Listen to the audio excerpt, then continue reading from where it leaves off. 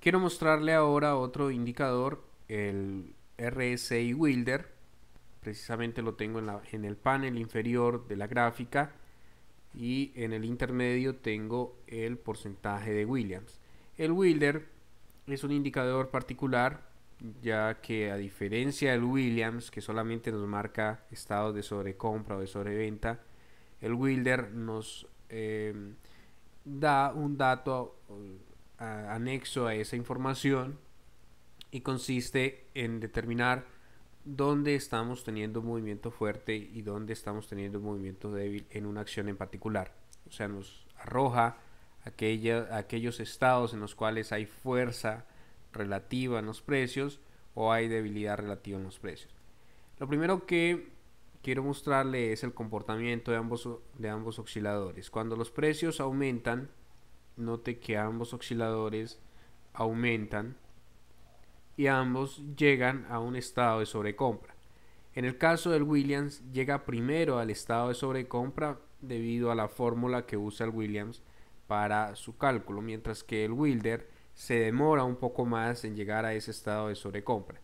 De ahí que cuando estamos analizando un estado de sobrecompra a favor de la tendencia, es un poco más prudente el Wilder, nos da una información un poco más sentada sobre la realidad, porque no toma todos los días en el movimiento alcista, sino que toma solamente aquellos en que ya estamos al final de la ola. En ese caso es mucho más útil el Wilder. Cuando los precios caen, pues ambos osciladores caen al mismo tiempo, y cuando los precios suben, ambos osciladores suben al mismo tiempo. Note que estos osciladores tienden a moverse al igual que lo hacen los precios, en la misma dirección que lo hacen los precios. Por eso siempre están en la categoría de indicadores rezagados.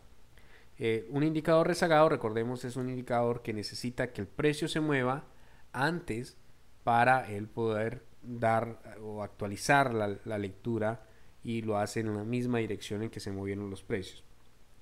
Ahora, en el caso del RSI Wilder, ofrece la posibilidad de colocar el estado de sobrecompra entre 70 y 100 y el estado de sobreventa entre 30 y 0.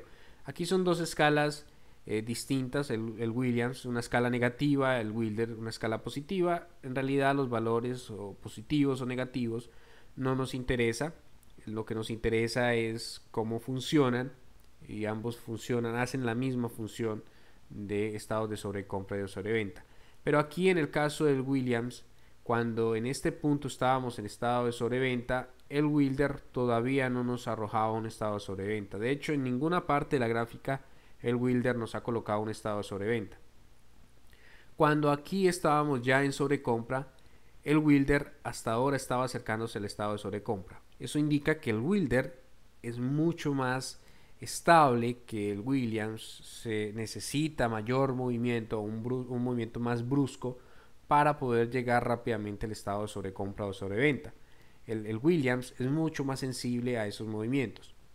Cuando usted necesita movimientos de corto plazo, analizar movimientos de muy corto plazo, es más recomendable el Williams. Pero cuando necesita revisar una gráfica diaria para tomar una decisión mucho más de mediano plazo, entonces el Wilder le va a dar una lectura aún mucho más precisa. Cuando el Williams estaba en una escala negativa, el Wilder más o menos acá se acerca a la lectura de 50 puntos.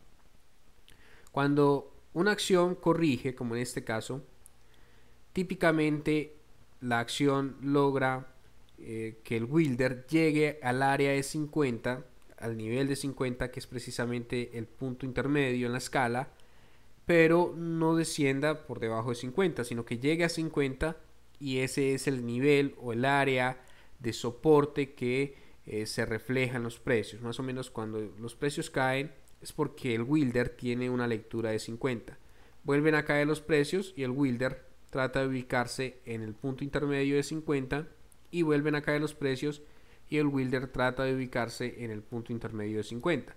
¿Eso qué nos indica? Que cuando los precios están corrigiendo, debemos esperar a que el Wilder llegue al estado de 50 o al nivel de 50 para poder tener una lectura mucho más precisa, decir, bueno, ya estamos al final del periodo correctivo y de aquí en adelante puede existir un potencial movimiento alcista.